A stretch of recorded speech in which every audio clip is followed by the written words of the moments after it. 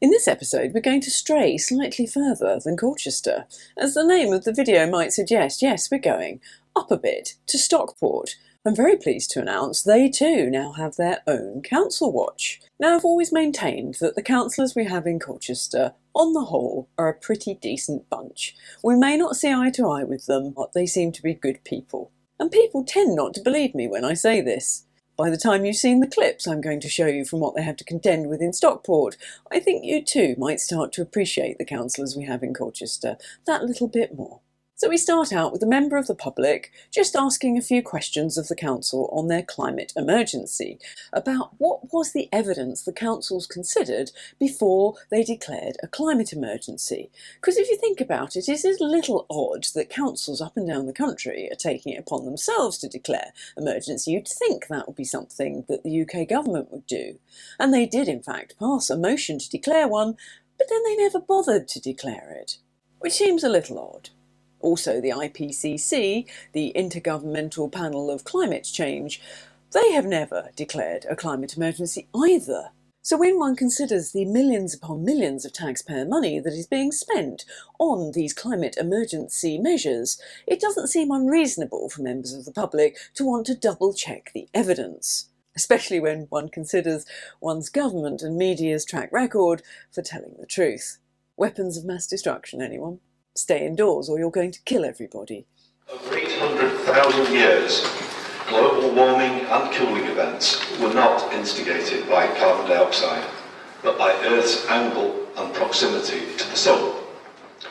My local climate action group have conceded that historically CO2 was not a trigger for warming events. A rise in temperature leads to a rise in carbon dioxide. However, the repetitive narrative still claims that the resulting and now man-made CO2 miraculously became the key driver of global warming. I have challenged them, and I challenge you, to produce one single, robust scientific study to prove this theory.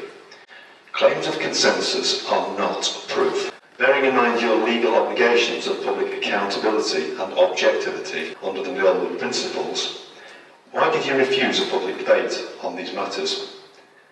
And what specific counter-evidence was shown to councillors in March 2019 from the plethora of dissenting experts, data-proven science? And this is the rather curious response he got from the leader of the council.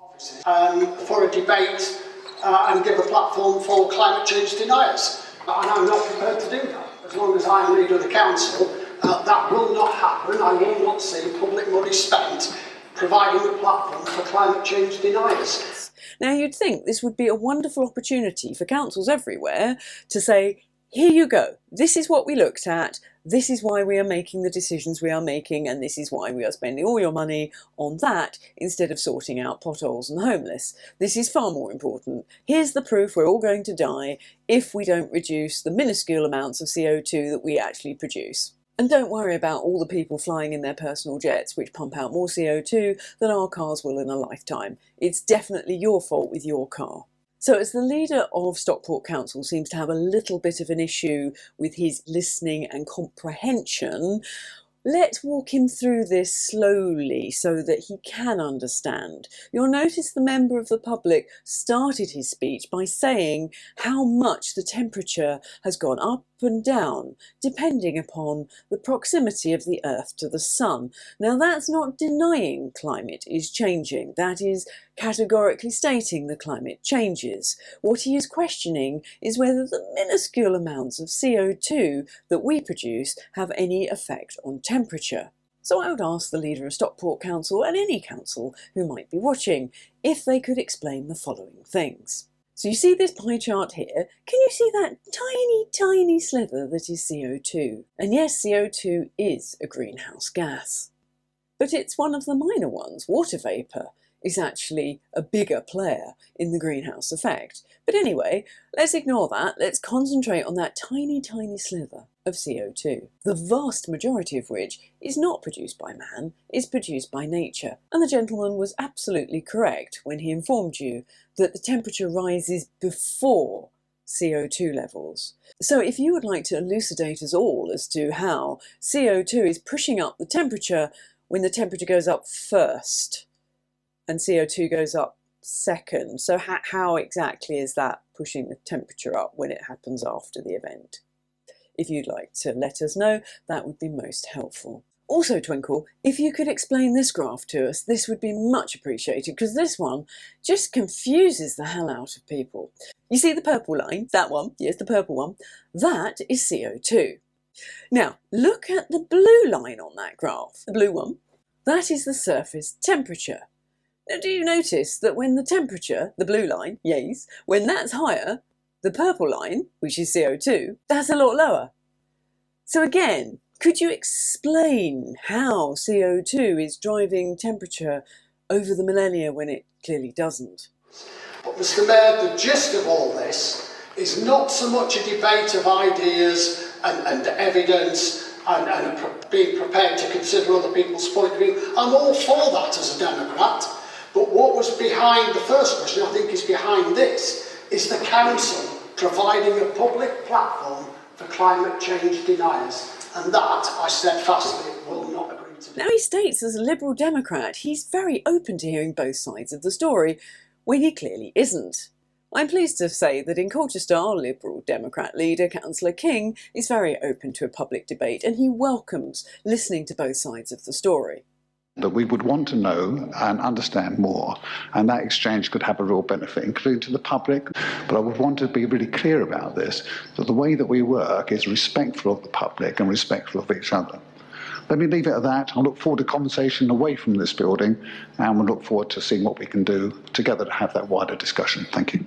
So I don't know what is wrong with the one in Stockport. He clearly has some issues here, but it needn't cost the council any money, because what we have offered in Colchester is that we will pay a minimal entrance fee to the debate to cover any costs, so you could do that in Stockport as well. And if, as it turns out, that you are completely incorrect with your assumptions on climate change being man-made, then think of the millions it will save your council and the taxpayers as a whole. A Stockport jumping on that particular bandwagon where they think that these electric bikes and buses are going to save the planet. I gather the people of Stockport have already tried to tell you that lithium mining, like any form of mining, really isn't good for the planet, but lithium is particularly harmful, as I've mentioned to our council on numerous occasions in Colchester. Discover that a single lithium mine causes millions of tonnes of waste every year laced with sulfuric acid and radioactive uranium, polluting the water supply for 300 years,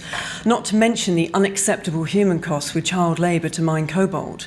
Of course, if you are a child-loathing psychopath, I guess you could say that at least the mining of cobalt, because no machinery is involved, is more environmentally friendly than the lithium. And what's a few children being crushed to death down a mine shaft when you can have electric bicycles everywhere? And if you do have them in Stockport, I wonder if they're as popular with the locals as they are in Colchester. The residents adore all the electric bikes and scooters, especially when they're deposited all over the streets, like dollops of dog turd.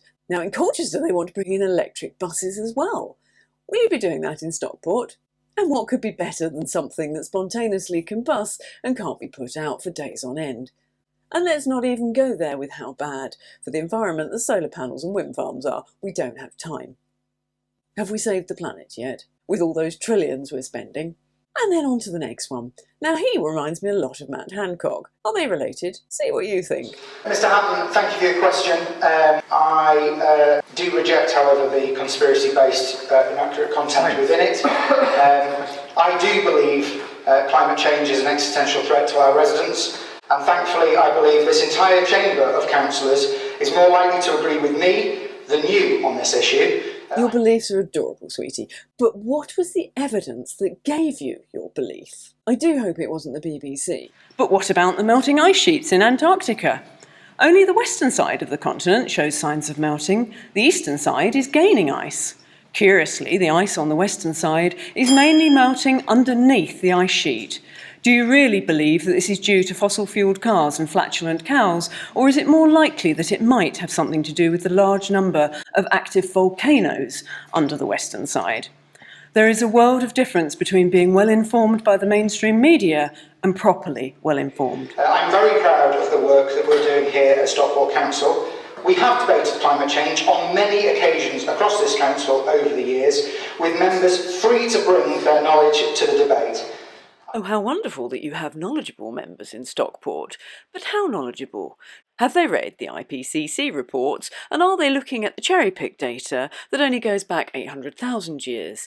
How about the data that goes back 600 million years and shows CO2 levels at nearly 8,000 parts per million, as opposed to the 420 it is today, and oh look, the planet survived just fine with those higher levels?